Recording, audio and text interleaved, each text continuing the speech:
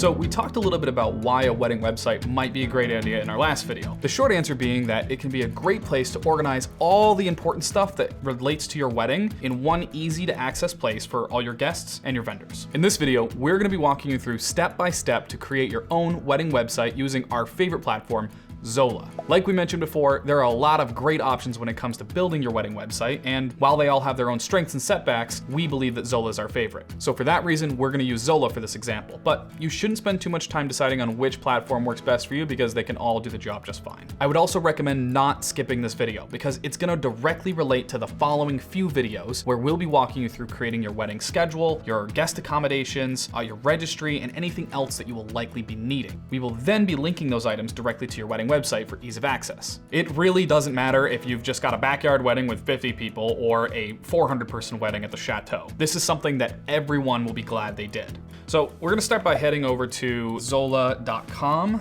Then up at the top menu, I want you to hover over where it says website and select start your website. Now, Zola is gonna pull up a bunch of their favorite design templates. Just give it a quick glance and pick whichever one seems to jump out at you. They have a lot of beautiful designs, so it won't be hard to find one you like. You can also sort options by style or color using the pane on the side. For this example, I'm gonna go with Octavia.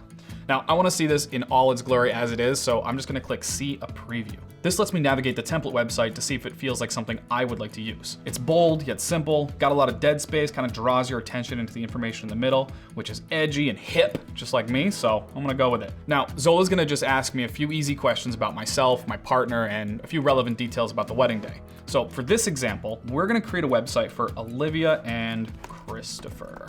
Then we're gonna plug in our wedding date, and if you don't have one, no worries, you can always just select that you're still deciding.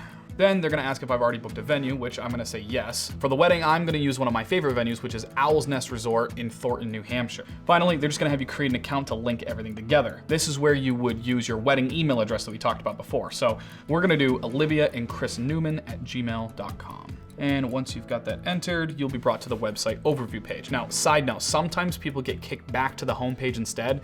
If that happens, just select your wedding website template again, and it'll bring you back here. At this point, we can see our website is visibly hidden, which is good because we're still building things and aren't ready to publish it quite yet. You also have a custom URL or web address for people who are trying to find your website when it's all done. So if you scroll down, you'll see that each of the pre-built pages of the website can be toggled on and off depending on what you want to include. For now, we're just gonna leave it as is, so click on Customize Design up at the top.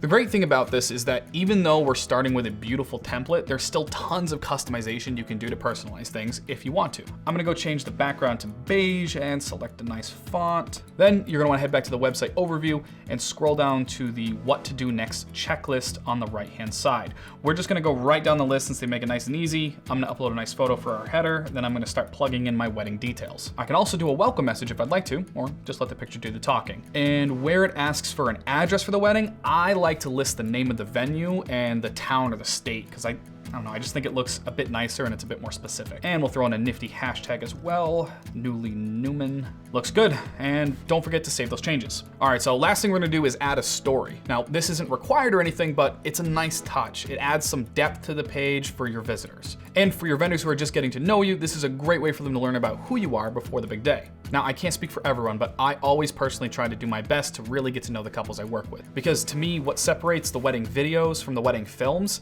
in my opinion, is depth. And that depth only comes from the personalities of those individuals. And the only way you're gonna really know or be able to tell what someone's personality is by understanding their story. So I love this section. And like most of you, Olivia and Christopher have a great story of how they met. Chris was actually asked to step in as part of an interview panel for some new hires, and Olivia was applying for a job as an on-site EMS at their university. And yeah, sure, Chris thought she was cute and all, but there's more to it than just looks. And anyways, could she even meet the 80-pound lift requirement for this job? Well, apparently she could. At least that's what she told the cute guy who was interviewing her. And it wasn't until they got paired up for their senior shift together that he found out she indeed could not. And thus, from there, their love blossomed. Also, he made her carry everything for that year just to prove a point. Everyone's got a story, so don't hold back. This is the time that people want to hear that. So now that we've got our homepage looking good, we're gonna start by adding other details to the remaining pages. Just keep in mind, you can always add, remove, or consolidate any of the items on this menu if you'd like to, but I would just make sure that you at least cover the big ones like schedule, guest accommodations, registry, and FAQs. But adding a few bonus items like things to do for those guests who are traveling or photos of you and your loved ones is a nice touch to really help personalize things even more. In the next few videos, we're gonna walk you through creating each of these items and getting everything uploaded right onto your wedding website so it's nice and easy for your guests to find. And if you have any questions or concerns about the material we covered in this lesson, just tag us in that private Facebook group or otherwise email us directly at support@wedeverything.com. See you in the next video. Thanks for watching, you guys. Hope you enjoyed it. Don't forget that you can subscribe to our channel right here, and we will see you in the next video.